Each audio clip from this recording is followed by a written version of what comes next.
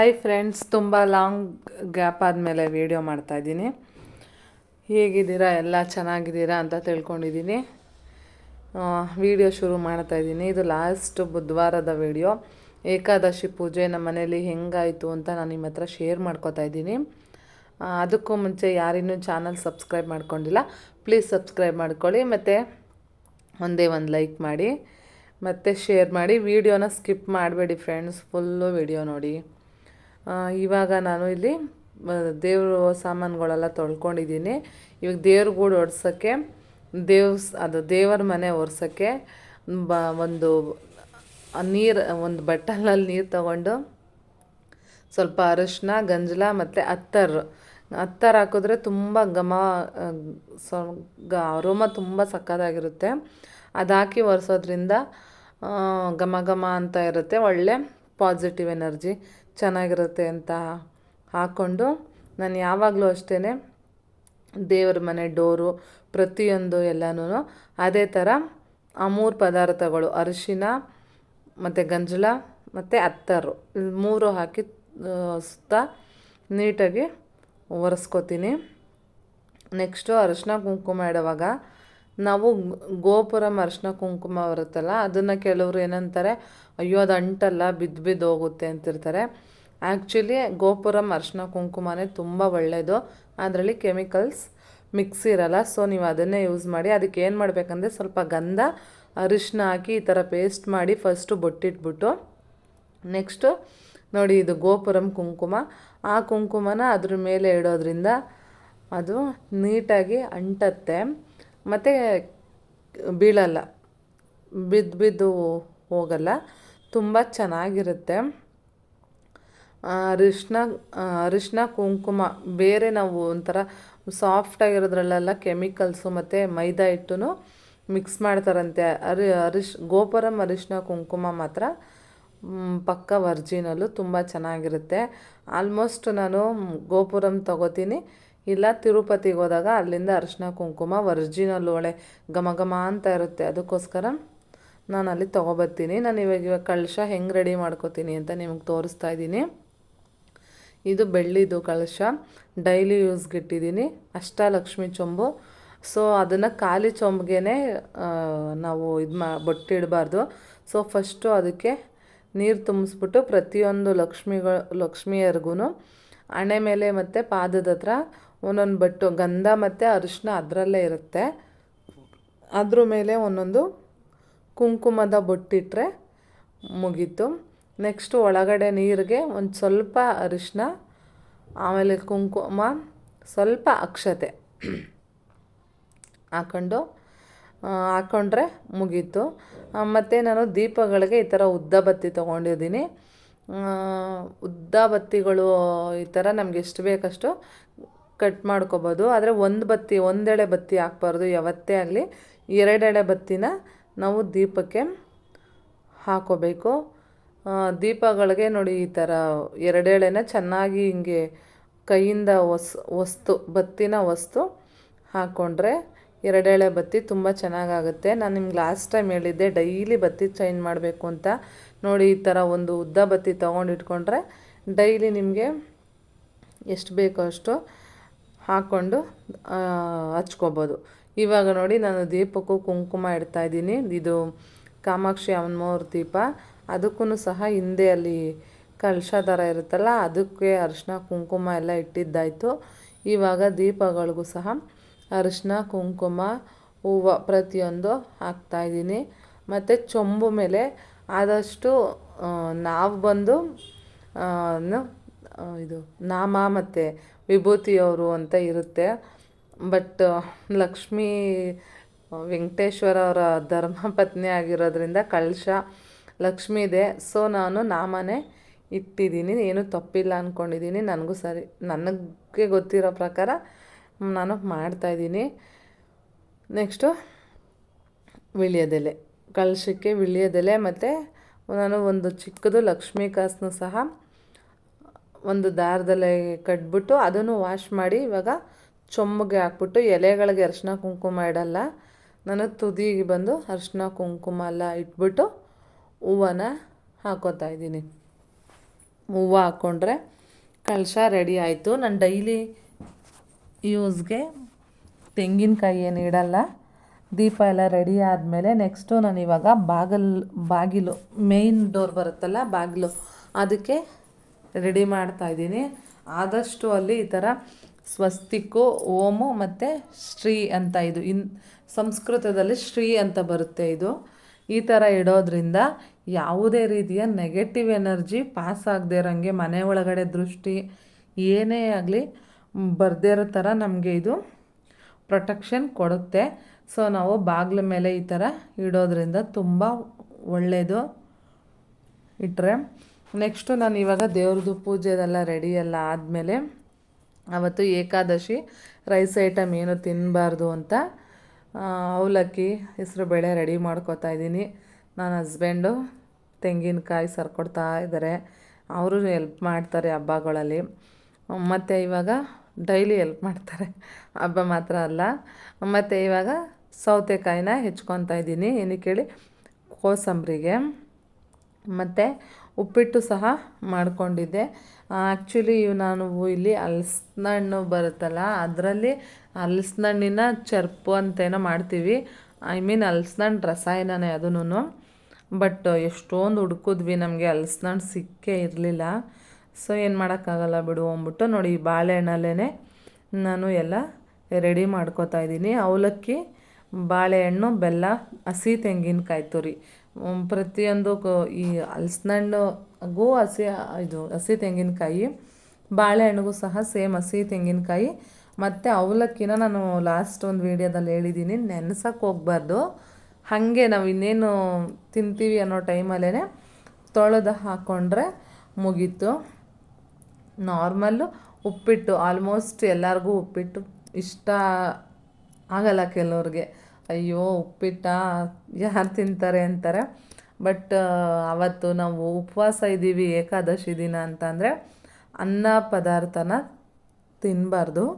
ಉಪ್ಪಿಟ್ಟು, ಅವಲಕ್ಕಿ ಆ ಥರ ತಿನ್ನಬೇಕು. ನಾನು ಈರುಳ್ಳಿ ಬೆಳ್ಳುಳ್ಳಿನೂ ಸಹ ಯಾವುದೂ ಅವತ್ತು ಯೂಸ್ ಮಾಡಿಲ್ಲ. ಈರುಳ್ಳಿ ಏನೂ ಹಾಕಿಲ್ಲ, ಬರೀ ತರಕಾರಿಗಳನ್ನೆಲ್ಲ ಮೀಡಿಯಮ್ ಸೈಜ್ಗೆ ಕಟ್ ಮಾಡಿ ಉಪ್ಪಿಟ್ಟು ಮಾಡ್ಕೊತಾ ಇದ್ದೀನಿ. ನೋಡಿ, ಅವಲಕ್ಕಿನ ಒಂದೆರಡು ಸತಿ ಚೆನ್ನಾಗಿ ವಾಶ್ ಮಾಡಿ ಈ ಬಾಳೆಹಣ್ಣಿನ ಜೊತೆಲಿ ಮಿಕ್ಸ್ ಮಾಡ್ಕೊತಾ ಇದ್ದೀನಿ. ಫ್ರೆಂಡ್ಸ್, ನಿಮ್ಮ ಕಡೆ ಎಲ್ಲ ನೀವು ಹೆಂಗೆ ಹಬ್ಬ ಸೆಲೆಬ್ರೇಷನ್ ಮಾಡ್ತೀರಾ? ಅಂದರೆ ಈಗ ಮಂಡ್ಯ ಸೈಡು, ಮೈಸೂರು ಸೈಡೆಲ್ಲ ಬೇರೆ ಥರ ಇದೆ ಹಬ್ಬ. ಅಲ್ಲಿ ಪಟ ಹಾರಿಸೋದು, ಮತ್ತು ಇದು ಮತ್ತು ಕೆಲವ್ರು ದೊಡ್ಡವ್ರಿಗೆ ಎಡೆ ಹಾಕೋದು, ಆ ಥರ ಮಾಡ್ತಾರೆ. ನಮ್ಮ ಸೈಡು ಈ ಕಡೆ ಕನಕಪುರ, ಹಸ್ಬೆಂಡ್ ಊರು ಬಂದು ಚನ್ನಪಟ್ಟಣ, ಆ ಸೈಡೆಲ್ಲ ಆಲ್ಮೋಸ್ಟ್ ಇದೇ ಥರ ಮಾಡೋದು. ಮಂಡ್ಯ, ಮೈಸೂರು ಸೈಡ್ ಮಾತ್ರ ಹಬ್ಬ ಬೇರೆ ಥರ ಇರುತ್ತೆ. ನಮ್ಮ ಸೈಡ್ ಹಬ್ಬ ಸೇಮ್ ಇದೇ ಥರ. ಈಗ ಉಪ್ಪಿಟ್ಟಿಗೆ ರೆಡಿ ಮಾಡ್ತಿದ್ದೆ. ಮತ್ತು ಇದು ಕಡಲೆ ಉಂಡೆನೂ ಸಹ ಮೇಯ್ನು, ನಾವು ಚಿಕ್ಕ ಮಕ್ಕಳಲ್ಲಾಗಿದ್ದಾಗ ಊರಲ್ಲಿ ನಮ್ಮ ಅಜ್ಜಿ ಎಲ್ಲ ಮಾಡಿಕೊಡ್ತಾಯಿದ್ರು. ಈ ಉಪವಾಸದ ಹಬ್ಬ ಅಂತ ಕರೀತಾರೆ. ಉಪವಾಸದ ಹಬ್ಬಕ್ಕೆ ಕಡಲೆ ಉಂಡೆನೂ ಸಹ ಒಂದು ಮೇಯ್ನು, ತುಂಬ ಈಸಿ ಇದು. ಹುರ್ಗಡ್ಲೆಗೆ ನೋಡಿ ಈ ಥರ ಒಂದು 2-3 ಏಲಕ್ಕಿ ಹಾಕ್ಕೊಂಡು ನುಣ್ಣಗೆ ಪೌಡ್ರ್ ಮಾಡಿಕೊಂಡು ಒಂದು ಪ್ಲೇಟ್ಗೆ ಹಾಕ್ಕೊಂಡು, ಅದಕ್ಕೆ ತುರಿದಿರುವಂಥ ತೆಂಗಿನಕಾಯಿ, ಇಲ್ಲ ಅಂತ ಅಂದರೆ ಒಣ ಕೊಬ್ಬರಿ ಹಾಕ್ಬಿಟ್ಟು ಬೆಲ್ಲದ ಪುಡಿನ ಉದುರಿಸ್ಬಿಟ್ಟು ಚೆನ್ನಾಗಿ ಚೂರೇ ನೀರನ್ನ ಚಿಮ್ಸ್ಕೊಂಡು ಹದ ನೋಡಿಕೊಂಡು ಅದನ್ನು ಉಂಡೆ ಕಟ್ಕೋಬೇಕು. ಇಷ್ಟು ಮಾಡಿದ್ರೆ ನಮ್ಮದು ಕಡಲೆ ಉಂಡೆ ಎಷ್ಟು 5 ನಿಮಿಷದಲ್ಲಿ ಈಸಿಯಾಗಿ ಕಡಲೆ ಉಂಡೆ ರೆಡಿ ಆಗಿಬಿಡುತ್ತೆ. ನೋಡಿ, ಇವಾಗ ಕಡಲೆ ಉಂಡೆನೂ ಸಹ ರೆಡಿ ಆಯಿತು. ಈ ಉಪ್ಪಿಟ್ಟು ನೀರು ಮಳ್ಳು ಬಂತು, ರವೆ ಎಲ್ಲ ಹಾಕಿ ಇವಾಗ ಲಾಸ್ಟಲ್ಲಿ ತೆಂಗಿನ ತುರಿನೂ ಹಾಕಿ ತಿರುಗಿಬಿಟ್ಟು ಮುಚ್ಚಿದ್ರೆ ಉಪ್ಪಿಟ್ಟು ರೆಡಿ ಆಯಿತು. ಫ್ರೆಂಡ್ಸ್ ನೋಡಿ, ಎಣ್ಣೆ ಮತ್ತು ಒಂಚೂರು ತೆಂಗಿನಕಾಯಿ ಮುಂದೆ ಅಂದರೆ ಸ್ವಲ್ಪ ಜಾಸ್ತಿ ಹಾಕಿದ್ರೆ ಉಪ್ಪಿಟ್ಟು ಸಹ ತುಂಬ ಸಖತ್ತಾಗಿತ್ತು, ಚೆನ್ನಾಗೂ ಸಹ ಆಗುತ್ತೆ. ಒಂದು ಸತಿ ಟ್ರೈ ಮಾಡಿ. ಅಷ್ಟರಲ್ಲಿ ಇಲ್ಲಿ ನನ್ನ ಹಸ್ಬೆಂಡು ಎಲ್ಲ ಪೂಜೆ ಮಾಡೋಕ್ಕೆ, ಇವರು ಜೋಕಪ್ಪ ಆಗಿರೋದ್ರಿಂದ ನಾನು ದೇವ್ರದ್ದು ಫೋಟೋ ಎಲ್ಲ ರೆಡಿ ಮಾಡಿಕೊಟ್ಟೆ. ಅಡುಗೆ ಮಾಡೋಕ್ಕೆ ಅಂತ ಹೋದೆ. ಅಷ್ಟರಲ್ಲಿ ಅವ್ರು ಬಂದು ಅದು ಏನದು ತ್ರಿಶೂಲ ಮತ್ತು ಸಿಂಗನಾಥ ಅವೆಲ್ಲನೂ ಸಹ ತೊಳೆದು ಮೇಯ್ನ್ ಬಾಳೆ ಎಲೆಲೆ ನಾವು ದೇವ್ರನ್ನ ಪೂಜಿಸ್ಬೇಕಾಗುತ್ತೆ. ಅದಕ್ಕೆ ರೆಡಿ ಮಾಡ್ಕೋತಿದ್ರು. ನಾನಿಲ್ಲಿ ಒಂದು ಪ್ಲೇಟಲ್ಲಿ ದೇವ್ರ ಫೋಟೋದ ಹತ್ರ ಇಡೋಕ್ಕೆ ಅಂತ ಕೋಸಂಬರಿ, ಬಾಳೆಹಣ್ಣು, ಅವಲಕ್ಕಿ ಮತ್ತು ಒಂದೆರಡು ಕಡಲೆ ಉಂಡೆನ ನಾನು ಫೋಟೋ ಹತ್ರ ಹಾಕಿಟ್ಕೊಂಡೆ. ಇಲ್ಲಿ ಮನೆ ದೇವ್ರ ಪೂಜೆಗೆ, ಕಾಲಭೈರವೇಶ್ವರ ಪೂಜೆಗೆ ಬಂದು ಜೋಗಪ್ಪ ಪೂಜೆ ಮಾಡ್ತಾರಲ್ಲ, ಅದಕ್ಕೆ ಇಲ್ಲಿ ಬಾಳೆ ಎಲೆಯನ್ನೆಲ್ಲ ವಾಶ್ ಮಾಡಿ ಅದರಲ್ಲಿ ಅಕ್ಕಿ ಹಾಕಿ ಅಲ್ಲಿ ದೇವ್ರನ್ನೆಲ್ಲ ಜೋಡಿಸಿ ನಮ್ಮ ಮನೆಯವರು ರೆಡಿ ಮಾಡ್ಕೊಂಡಿದ್ರು. ಅಷ್ಟರಲ್ಲಿ ಅಡುಗೆ ಎಲ್ಲ ಮುಗೀತು. ನಾನು ಬಂದು ಅವಲಕ್ಕಿ ಬಡಿಸ್ದೆ. ಅವಲಕ್ಕಿ ಮತ್ತು ಕೋಸಂಬರಿ, ಚೂರುಪ್ಪು, ಒಂದು ಲೋಟದಲ್ಲಿ ನೀರು, ಇಷ್ಟು ಇಟ್ಟರೆ ಮುಗಿಯುತ್ತೆ. ಬಾಳೆಹಣ್ಣು ಅವಲಕ್ಕಿನ ಇಡ್ತೀವಿ ಅಂದರೆ ಇಲ್ಲ, ನಾವು ಯಾವ ಹಬ್ಬದಲ್ಲಿ ಏನು ಅಡುಗೆ ಮಾಡಿರ್ತೀವಿ ಅದೇ ಥರ ಅಡುಗೆನ ನಾವು ಇಲ್ಲಿ ಬಡಿಸ್ಬೇಕು. ಇವ್ರು ಜೋಗಪ್ಪ ಆಗಿರೋದ್ರಿಂದ ವಾರ ಇಲ್ಲಾಂದರೆ ಒಂದು 15 ಡೇಸು ಅಟ್ಲೀಸ್ಟ್ ಅಂದರೆ ಮಿಸ್ ಮಾಡಿದೆ ತಿಂಗ್ಳಿಗೆ ಒಂದು ಸತಿನಾದರೂ ನಾವು ದೇವ್ರನ್ನ ಈ ಥರ ಪೂಜಿಸಲೇಬೇಕಾಗುತ್ತೆ. ಅವಲಕ್ಕಿ ಇಲ್ಲಾಂದರೆ ಅನ್ನ, ಸಾಂಬಾರು, ಮುದ್ದೆ ಏನಾದರೂ ಒಂದು ಪರವಾಗಿಲ್ಲ, ಒಟ್ಟಿನಲ್ಲಿ ನಾವು ಈ ಥರ ದೇವ್ರ ಪೂಜೆನ ಮಾಡಲೇಬೇಕು. ಫ್ರೆಂಡ್ಸ್, ನಿಮ್ಮ ಕಡೆ ಎಲ್ಲ ನೀವು ಹೆಂಗೆ ದೇವ್ರದ್ದು ಸೆಲೆಬ್ರೇಷನ್ ಮಾಡ್ತೀರಾ ಈ ಹಬ್ಬನ ಅಂತ ನನಗೆ ಕಾಮೆಂಟಲ್ಲಿ ತಿಳಿಸಿ. ಪ್ಲೀಸ್ ಯಾರೇನು ಚಾನಲ್ ಸಬ್ಸ್ಕ್ರೈಬ್ ಮಾಡ್ಕೊಂಡಿಲ್ಲ ಸಬ್ಸ್ಕ್ರೈಬ್ ಮಾಡ್ಕೊಳ್ಳಿ ಮತ್ತು ಫುಲ್ಲು ವೀಡಿಯೋ ನೋಡಿ.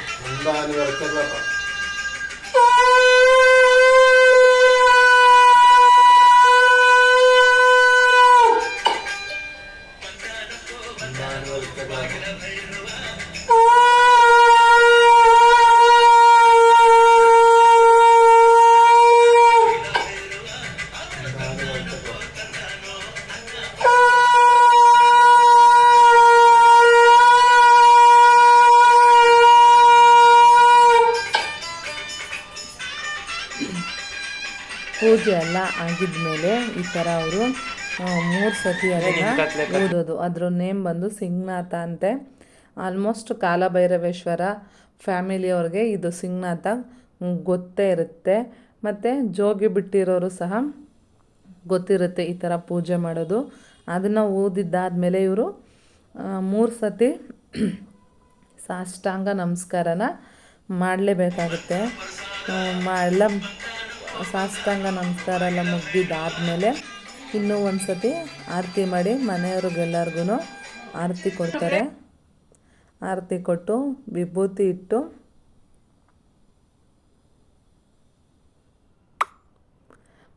ಆರತಿ, ವಿಭೂತಿ, ತೀರ್ಥ ಎಲ್ಲ ಪ್ರತಿಯೊಂದು ಕೊಟ್ಟು ನಮ್ಮನೆ ಜನಕ್ಕೇ ಸಹ ಮಾಡ್ತಾರೆ. ಎಲ್ಲ ನಮ್ಮೂರು ಹಸ್ಬೆಂಡ್ ಮನೆ ಕಡೆ ಈ ಥರ ಇರೋರೆಲ್ಲರೂ ಹಿಂಗೆ ಮಾಡೋದು. ಆಮೇಲೆ ತೀರ್ಥ ಎಲ್ಲ ಕೊಟ್ಟಿದ್ದಾದಮೇಲೆ ಅದನ್ನು ಸ್ವಲ್ಪ ಮನೆಗಳಿಗೆಲ್ಲ ಪ್ರೋಕ್ಷಣೆ ಮಾಡ್ತಾರೆ ಫುಲ್ಲು ಮನೆಗೆ. ಮತ್ತು ನಾವು ಅಡುಗೆ ಮಾಡಿರ್ತೀವಲ್ವ, ಅಡುಗೆ ಮನೆಗೆ ಪ್ರತಿಯೊಂದು ಕಡೆನೂ ಎಲ್ಲನೂ ಪ್ರೋಕ್ಷಣೆ ಮಾಡಿ, ರೂಮ್ಗೂ ಸಹ ಇದು ವಾಶ್ರೂಮು, ಟಾಯ್ಲೆಟ್ಗೆ ಬಿಟ್ಟು ಪ್ರತಿಯೊಂದು ರೂಮ್ಗೆ ಇಡೀ ಫುಲ್ಲು ಮನೆಗೆ ಅಂದ್ಕೊಳ್ಳಿ ಈ ಥರ ಎಲ್ಲನೂ ಪ್ರೋಕ್ಷಣೆ ಮಾಡ್ತಾರೆ. ಇವರು ಪ್ರೋಕ್ಷಣೆ ಮಾಡೋಷ್ಟರಲ್ಲಿ ನಾನು ಪೂಜೆ ಮಾಡ್ಕೊಬಿಡೋಣ ಒಂದು ಸತಿ. ನಾನು ಮಾಮೂಲಿ ಮನೆಯವರೆಲ್ಲ ಒಂದು ಪೂಜೆ ಮಾಡ್ತೀವಲ್ಲ, ಒಂದು ಸತಿ ಪೂಜೆ ಮಾಡೋಣ ಅಂತ ನಾನು ಪೂಜೆ ಮಾಡ್ಕೊತಾ ಇದ್ದೀನಿ. ಅಯ್ಯೋ, ನನಗೆ ಯಾವತ್ತೂ ಇಲ್ಲದೆ ಇರೋಳು ಆವತ್ತು ಉಪವಾಸ ಇದ್ಬಿಟ್ಟು ಫುಲ್ ಬ್ಯಾಟ್ರಿ ಲೋ ಆಗೋಗಿತ್ತು ಫ್ರೆಂಡ್ಸ್. ಅಭ್ಯಾಸ ಇಲ್ಲ ಉಪವಾಸ ಇದ್ದು, ಅಂದರೂ ಮಾಡೋಣ, ಟ್ರೈ ಮಾಡೋಣ ಅಂತ ಉಪವಾಸ ಇದ್ದು ಮಾಡಿ ಅದಕ್ಕೆ ಫುಲ್ಲು ಮುಖ ಎಲ್ಲ ಬಾಡೋದಂಗೆ ಆಗೋಗಿತ್ತು. ಅಭ್ಯಾಸ ಇಲ್ಲ ಅಂದರೆ ಮಾಡಬಾರ್ದು, ಅಂದರೂ ಒಂದು ಸತಿ ಟ್ರೈ ಮಾಡೋಣ ಅಂತ ನಾನು ಮಾಡಿದ್ದೆ. ತಲೆನೋವೆಲ್ಲ ಬಂದು ಸ್ವಲ್ಪ ಹೆಡ್ಡೇಕೆಲ್ಲ ಜಾಸ್ತಿ ಆಗೋಗಿತ್ತು. ಇವಾಗ ನೋಡಿ, ಇವಾಗ ನಾವು ಹೆಂಗೆ ಪೂಜೆ ಮಾಡಿದ್ದೀವಿ ಅಂತ ತೋರಿಸ್ತಾ ಇದ್ದೀನಿ ನಿಮಗೆ.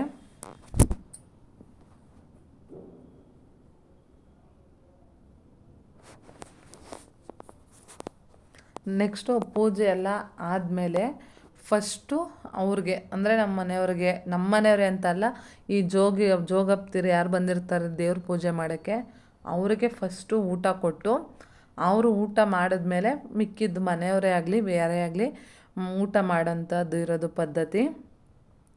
ಇವಾಗ ಫಸ್ಟು ನೋಡಿ ಅವ್ರಿಗೆಲ್ಲ ಊಟ ಹಾಕ್ಕೊಟ್ಟಿದ್ದೀವಿ. ಅವ್ರು ಎಲ್ಲದರಲ್ಲೂ ಚೂರು ಚೂರು ತೊಗೊಂಡು ಹಿಂಗೆ ಕಣ್ಣಿಗೆ ಒತ್ಕೊಂಡು ಎತ್ತಿಟ್ಬಿಟ್ಟು ಮತ್ತು ಕೈಗೆ ನೀರು ಹಾಕ್ಕೊಂಡು ಏನೋ ಅವ್ರು ಮಾಡೋ ಸಂಪ್ರದಾಯ ಇರುತ್ತೆ, ಅವ್ರು ಮಾಡ್ಕೋತಾರೆ ಅದನ್ನು. ನಮಗೇನಂದರೆ ಇವ್ರು ಬೇಗ ಊಟ ಮಾಡಿದ್ರೆ ನಾವು ನೆಕ್ಸ್ಟ್ ಊಟಕ್ಕೆ ಕುತ್ಕೋಬೋದಲ್ಲ ಅನ್ನೋದಿತ್ತು. ಫ್ರೆಂಡ್ಸ್ ನೋಡಿ ನಮ್ಮನೆ ಹಬ್ಬ ಈ ಥರ ಆಯಿತು. ನಿಮಗೆ ಯಾರಾದರೂ ಈ ಥರ ಜೋಗಪ್ಪದಿರು ಗೊತ್ತಾ, ನೀವು ಈ ಥರ ಪೂಜೆ ಮಾಡಿದ್ದೀರಾ ಅಂತ ನನಗೆ ದಯವಿಟ್ಟು ತಿಳಿಸಿ. ವಿಡಿಯೋನ ಇಲ್ಲಿಗೆ ಎಂಡ್ ಮಾಡ್ತಾಯಿದ್ದೀನಿ. ಪ್ಲೀಸ್ ಚಾನಲ್ ಸಬ್ಸ್ಕ್ರೈಬ್ ಮಾಡ್ಕೊಂಡಿಲ್ಲ ಅಂದರೆ ಸಬ್ಸ್ಕ್ರೈಬ್ ಮಾಡ್ಕೊಳ್ಳಿ, ಲೈಕ್ ಮಾಡಿ, ಶೇರ್ ಮಾಡಿ, ಕಾಮೆಂಟ್ ಮಾಡಿ. ಮತ್ತು ವಿಡಿಯೋನ ಫುಲ್ಲು ನೋಡಿ, ಸ್ಕಿಪ್ ಮಾಡ್ದಲೆ. ಬಾಯ್.